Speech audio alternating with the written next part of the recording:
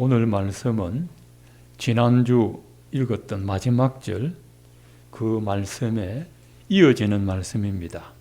27절에 보면 내가 참으로 너희에게 이르노니 여기 섰는 사람 중에 죽기 전에 하나님 나라를 볼 자들도 있느니라 하셨습니다. 이 세상에 임하는 하나님 나라를 너희가 보게 될 것이다.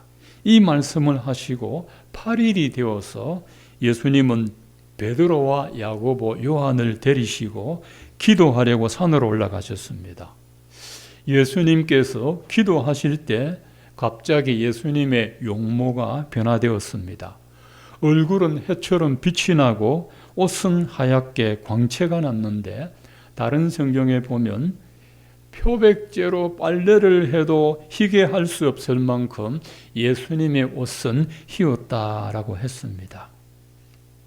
예수님의 이 변화된 모습은 장차 예수님이 부활하실 모습을 미리 보여주셨습니다. 이 예수님이 변화되셨는데 갑자기 예수님 양옆에 두 사람이 나타났는데 한 사람은 모세고 한 사람은 엘리야입니다. 알다시피 모세와 엘리야는 예수님 오시기 4,000년 전에 이미 하나님의 부름을 받은 믿음의 사람들입니다. 이 모세와 엘리야가 예수님과 같이 변화된 모습으로 나타났습니다. 이 현장에 모세와 엘리야가 나타난 이유가 뭘까? 모세는 구약 율법을 대표하는 자고 엘리야는 선지자를 대표합니다. 두 사람을 합치면 구약의 예언을 대표하는 사람입니다. 이 모세와 엘리야가 예수님의 죽으심에 대하여 얘기를 나누고 있었습니다.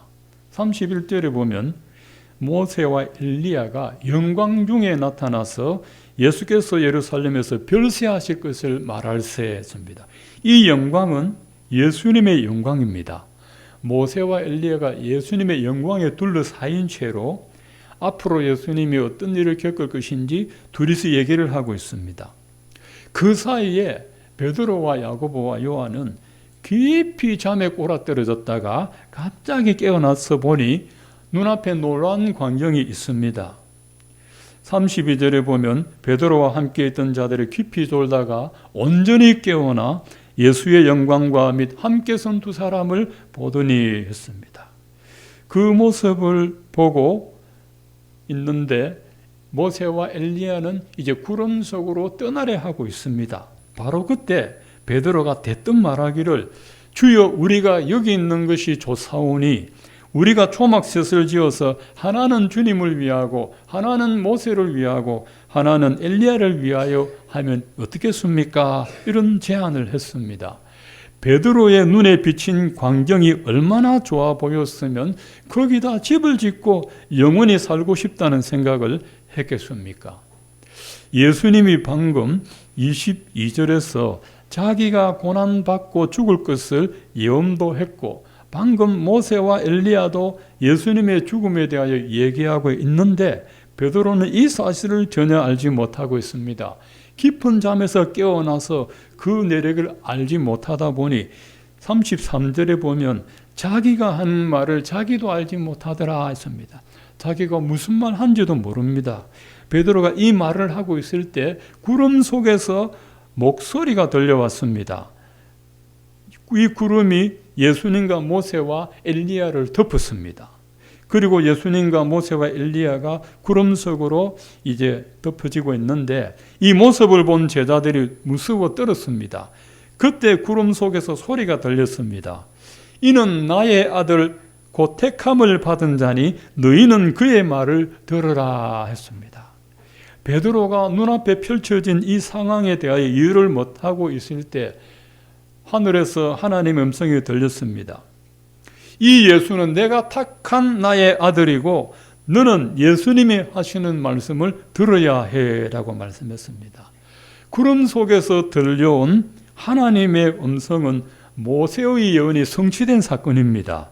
모세가 신명기 18장 15절에 내 하나님 여호와께서 너희 가운데 나와 같은 선지자 하나를 일으키시리니 너희는 그의 말을 들을지니라 했는데 그 예언이 지금 베드로 앞에 그게 성취되고 있는 장면입니다. 베드로 보고 모세가 예언했던 선지자가 바로 예수님이다. 모세의 예언도 선지자의 예언도 오직 하나입니다. 그리스도에게 맞추어져 있습니다. 하나님께서 베드로 보고 너희는 그의 말을 들으라. 우리가 들어야 할 말이 그리스도의 말씀이라는 겁니다. 구름 속에서 들려온 하나님의 음성이 그치자 모세도 엘리야도 가고 없고 오직 예수만 보이더라 라고 했습니다. 구름 속에서 들려오는 이 하나님의 음성이 그쳤을 때 누구만 남았습니까? 예수만 남았습니다. 모세도 구름 속으로, 엘리야도 구름 속으로 들어가고 오직 예수만 보이더라 했습니다. 하나님께서 예수님만 남겨두고 모세와 엘리야를 데리고 갔습니다. 우리가 삶의 마지막까지 놓치지 않고 바라봐야 할 분은 오직 예수라는 말입니다. 히브리서 12장 1절에 보면 이러므로 우리에게 구름같이 둘러싼 허다한 정인들이 있으니 모든 무거운 것과 얽매이기 쉬운 죄를 벗어버리고 인내로서 우리에게 당한 경주를 하며 믿음의 주여 또 온전케 하시는 이인 예수를 바라보자. 그는 자기 앞에 있는 기쁨을 위하여 십자가를 참으사 부끄러움을 개의치 아니하시더니 하나님 보좌 우편에 앉으셨느니라 하셨습니다. 우리가 믿음을 지키기 위해서 바라봐야 할 분은 오직 예수라는 것입니다. 예수. 허다한 정인들은 히브리서 11장에 있는 믿음의 정인들을 말합니다. 예수님은 믿음의 주라고 해서 믿음의 주, 믿음의 주인이고 믿음의 왕이고 믿음의 전문가라는 겁니다. 믿음의 달인이라는 겁니다. 그래서 예수를 바라보아야 우리가 믿음이 뭔지를 알 수 있습니다. 오늘 말씀에서 우리가 첫째로 볼 말씀은 우리가 믿음 지키기 위해서는 예수님만 바라봐야 된다는 것입니다. 우리가 오직 예수님 바라본다는 것을 아주 잘 묘사해주는 구약의 인물이 하나 있습니다. 예수님이 누가복음 17장 32절에 롯의 처를 생각하라고 말씀했습니다. 롯의 처를 바라보라 하지 않고 생각하라 했습니다. 저와 여러분이 옛날 소돔과 고모라가 유황불에 탈 때 그 롯의 처의 입장에 있어 보라 하는 것입니다. 롯의 처는 불타는 소돔성을 멀찍이 바라보고 있었습니다. 창세기 19장 26절에 보면 롯의 아내가 뒤를 돌아보았으므로 소금 기둥이 되었더라. 뒤를 돌아보았다 했습니다. 골똘하게 바라보고 유심히 바라보았다는 말입니다. 저 비싸게 주고 산 이탈리아산 천년가죽 소파 타는 냄새 나고 있어. 저 밍크 코트가 불꽃에 활활 타오르고 있네. 저거 아까워서 어떡하지? 아이고 우리 사위들 어쩌지? 소돔성에서 빠져나오진 못하고 있네. 소돔성에 두고 온 가재도구 그걸 바라보면서 애타고 있습니다. 롯의 처는 하나님이 베풀어 주신 구원의 길을 바라보고 산으로 올라가지 않고 자기가 몸담고 살았던 불타는 소돔성에 두고 온 가재도구를 안타까이 바라보다가 소금 기둥이 되어버렸습니다. 하나님의 구원을 바라보고 가야 할 이 롯의 처는 세상을 뒤돌아보았습니다. 여러분 신앙의 길을 갈 때 좌우로 쳐다보지 말고 오직 예수만 바라보아야 됩니다. 성경에 보면 좌우로 치우치지 마라 하니까 어떤 분은 이거는 좌파도 우파도 아니고 정치적인 용어가 아닙니다. 오직 예수 바라보고 오직 말씀 바라보고 가라는 그 뜻입니다. 예수를 바라본다는 것은 예수님이 걸어가신 길을 우리가 바라보고 간다는 것입니다.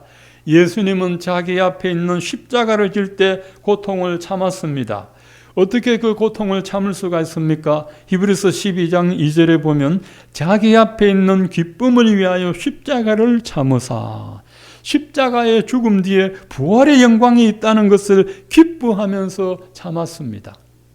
예수님은 그것을 이미 아셨기에 기뻐했습니다. 우리도 마찬가지입니다. 한국과 아시아 월드컵 최종 예선 지금 경기를 하고 있는데 우리는 다 모릅니다. 이길지 질지, 월드컵에 본선에 나갈지 안 나갈지 모릅니다. 결과가 지나봐야 합니다. 근데 우리 신앙생활은 경험하지 않았지만 이미 알고 있습니다. 우리는 예수 믿음으로 이미 승리했습니다. 그래서 여러분, 십자가의 고난이 올 때 부활의 영광이 있음을 미리 알고 기뻐한다는 것입니다. 예수님이 승리하셨기 때문에 우리도 승리할 줄 알고 기뻐하였다 것입니다. 예수님은 십자가 고통에 마음 빼앗기지 않고 부활의 기쁨에 집중했습니다. 여러분도 여러분 앞에 있는 고통스러운 상황에 마음 두지 말고 그 뒤에 찾아오는 기쁨을 바라봐야 됩니다. 또 예수님은 십자가 고난을 부끄러워하지 않았습니다. 부끄러움을 개의치 아니하시더니, 예수님이 얼마나 부끄럽습니까? 죄도 없는데 로마 시대의 가장 흉악범에게 십자가 처형을 하니 영문도 모르는 사람들은 저 사람 무슨 흉악한 죄를 지었기 때문에 저렇게 온몸이 피투성이가 되고 벌거벗은 몸으로 십자가에 달려있지, 그 양옆에 강도가 있는 것으로 보아서 저 예수라는 사람도 강도짓을 했는가 보다. 얼마나 부끄럽겠어요. 죄를 지어도 부끄럽지만 죄를 안 짓고 거기 매달려 있는 것도 얼마나 쪽팔립니까? 그런데 예수님은 부끄러움을 개의치 아니하더니라고 했습니다. 여러분, 죄값이 얼마나 부끄러운 줄 압니까? 여러분, 우리나라에도 이름만 대면 아는 분들이 이 죄값이 부끄러워서 자기라 하지 않습니까? 자기가 부정을 행하고 자기가 범법자가 된다는 것이 만천에 알려지는 것이 부끄럽고 포토라인에 서는 것이 부끄러워서 스스로 목숨을 끊는 게 이게 부끄럽기 때문에 그러는 겁니다. 그런데 예수님은 부끄러움을 개의치 않고 십자가 지셨습니다. 이 개의치 아니한다는 것은 마음에 담아두지 않았다. 요즘 애들 말로 괴무시했다, 이런 뜻입니다. 뭐 별거 아니네, 이런 뜻입니다. 왜냐하면 예수님은 자기 죄 때문에 십자가를 진 것이 아니기 때문에 부끄럽지 않았습니다. 우리 삶에서 찾아오는 고난에 대하여 우리가 너무 마음에 담아두는 버릇이 있습니다. 텔레비전 방송 보면 간혹 유익한 것도 있습니다. 우리 크리스찬 정신의학자가 참 환자들을, 이 마음이 병 있는 사람들을 잘 돌보는데 그 사람들 대부분이 자기 삶에 대하여 자존감이 없고 부끄럽다는 것입니다. 자기 때문인 줄 알고 자기에게 집중하더라는 것입니다. 그게 아니라는 겁니다. 왕따를 시키는 그 사람의 100% 나쁜 사람인데 왕따 당하는 내가 무슨 문제가 있어서 당하는가, 그렇게 생각하지 말라는 겁니다.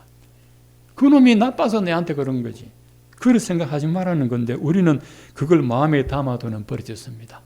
누가 댓글에 악플을 달면 그거 하루 종일 곱씹고 묵상하다가 참 어려움 겪고 마음에 고통당하는 그런 사람이 있습니다. 왜 고난이 찾아오는 거지? 이 고난을 어떻게 감당해야 되지라고 우리가 고민하는데, 성경은 그런 고난을 개의치 말아라, 마음에 담아두지 말아라 했습니다. 예수님을 바라볼 때 이것을 행할 수가 있습니다. 십자가에 달려 죽으신 그 예수를 바라볼 때 이걸 개의치 않고 우리가 감당할 수 있습니다. 두 번째로, 믿음을 지키기 위해서는 예수님 바라봐야 되지만 또 우리가 온전하게 되기 위해서는 예수를 바라봐야 됩니다. 믿음의 주요 온전케 하시는 예수를 바라보자 했습니다. 여러분, 무엇이 온전한 겁니까? 예수를 바라보고 가는 게 온전한 겁니다. 우리 믿음이 예수님에게서 시작되고 예수님으로 인해서 완성된다는 겁니다. 믿음을 완성하신 예수를 바라보고 가는 것이 온전하게 되는 길입니다. 여러분, 율법으로 내가 온전하게 될 수 없습니다. 내가 아무리 도덕법을 잘 지켜도 온전하게 되지 않습니다. 온전하게 오시고 율법을 1.1획도 거스름 없이 성취하신 예수, 그분 바라보면서 가야 우리가 온전하게 될 수가 있습니다. 우리 믿음에서 예수가 빠지면 아무것도 아니라는 것입니다. 우리가 예수만을 바라보고 믿음의 길을 가는 것이 온전한 삶의 방식입니다. 에베소서 4장 13절에 우리가 다 하나님의 아들을 믿는 것과 아는 것이 하나가 되어 온전한 사람을 이루어 그리스도의 장성한 분량이 충만한 데까지 이르리니 했습니다. 예수를 믿는 것과 아는 것이 하나가 되어서 온전한 사람이 되고 예수님의 분량까지 우리가 찾아가야 된다. 예수님을 바라보고 가야 된다고 말씀하셨습니다. 우리를 온전하게 하는 분은 오직 예수 그리스도입니다. 율법도 선지자도 우리를 온전하게 못합니다. 십자가에 달려 죽으시고 부활하신 예수만이 우리를 온전하게 천국으로 인도하십니다. 우리가 예수만을 바라보고 살면 그 다음에 무엇이 기다리고 있습니까? 히브리서 12장 2절에 그는 앞에 있는 기쁨을 위하여 십자가를 참으사 부끄러움을 게으르지 아니하시더니 하나님 보좌 우편에 앉으셨느니라 하십니다. 십자가의 부끄러움을 아무것도 아닌 것처럼 감당하시더니 하나님 보좌 우편에 앉았습니다. 예수님이 가장 높은 곳 하나님 보좌 오른편입니다. 예수께서 죽음의 순간까지 하나님 아버지 뜻에 순종하셨던 것처럼 우리도 예수를 바라보고 십자가 고난을 기뻐하고 감당하고 나면 하나님의 위로가 기다리고 있고 하나님의 놀란 상급이 기다리고 있습니다. 히브리서 12장에서 허다한 증인들이 있다 했는데 그 중에 한 사람이 히브리서 11장에 나오는 모세입니다. 믿음으로 모세는 장성하여 바로의 공주의 아들이라 칭함받기를 거절하고 도리어 하나님의 백성과 함께 고난받기를 잠시 제약의 날을 누리는 것보다 더 좋아하고 그리스도를 위하여 받는 수모를 애굽의 모든 보화보다 더 큰 재물로 여겼으니 이는 상주심을 바라봄이라. 모세는 애굽 왕의 아들이 아니지만 양자로 들어가서 장차 왕이 될 수 있는 왕야 중에 한 사람입니다. 모세라는 영화를 봐서가 아니라 성경에 보면 이 모세는 아주 총명하고 탁월하고 모든 일을 능력 있게 잘 감당했습니다. 그런데 이 모세는 자기 피가 히브리인의 피가 몸에 흐르고 있습니다. 나는 하나님의 백성이다. 그걸 알고 장성했을 때 공주의 아들로 있다가 내가 왕이 되는 것보다 나는 하나님의 백성과 고난을 받고 이 세상의 죄악의 날을 누리는 것보다 고난받는 것을 더 좋아하고 그리스도를 위하여 받는 수모와 능력을 애굽의 모든 보화와 바꾸어 버렸습니다. 모세도 장차 오실 그리스도를 위하여 자기 백성과 함께 믿음으로 고난을 받았습니다. 얼마나 바보 같은 행동입니까? 왕자가 안 돼서 탈이고 왕이 못 돼서 탈인데 이 모세는 그걸 다 털어버렸습니다. 다 털어버렸습니다. 왜 그랬습니까? 이는 상주심을 바라봄이라 했습니다. 믿음으로 살고 믿음의 백성과 함께 고난받는 것이 이게 내게 주실 하나님의 저물이고 하나님의 상주심이다 했습니다. 모세도 장차 오실 그리스도를 바라봄으로 믿음을 지켰습니다. 로마서 8장 18절에 생각하건대 현재의 고난은 장차 우리에게 나타날 영광과 좋게 비교할 수 없도다. 여러분, 비교할 수 없다를 새 번역 성경에는 더 번역 잘했습니다. 그 영광에 견주면 했습니다. 여러분, 우리가 당하는 고난과 부활의 영광과 서로 견주면 아무것도 아니라는 것입니다. 고린도서 4장 17절에도 우리가 잠시 받는 환난에 경한 것이 가벼운 것이 지극히 크고 영원한 영광에 중한 것을 우리에게 이루려 함이라. 2016년에 개봉한 영화 곡성 저는 보지도 않았습니다. 근데 한 가지 딱 기억합니다. 그 유명한 말 하나 있다 그래요. 무엇이 중헌디?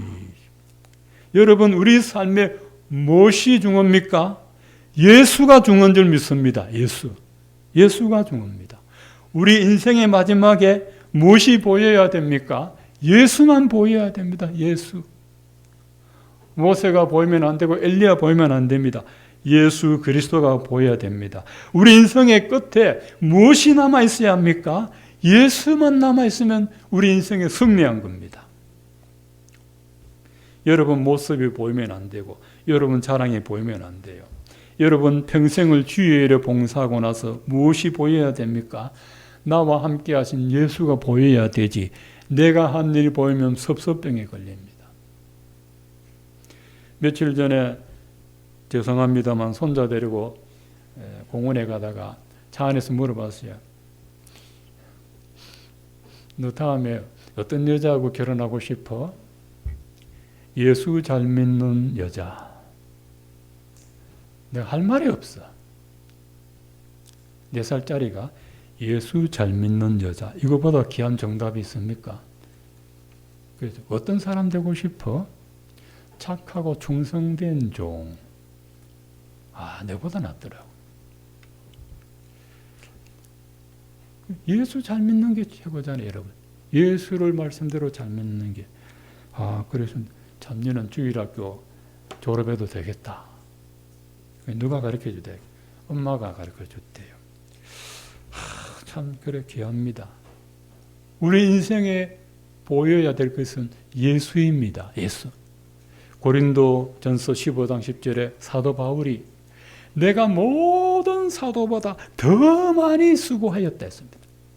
예수님이 친히 불른 12사도보다 바울이 더 많이 수고하고 더 많이 선교하고 더 많은 영혼 구원하고 더 많은 고난과 멸시와 능력 감옥에도 여러 번 갇히고 죽음의 위기를 겪었지만 내가 한 게 아니고 나와 함께 하신 하나님의 은혜라. 하나님의 은혜만 보였습니다.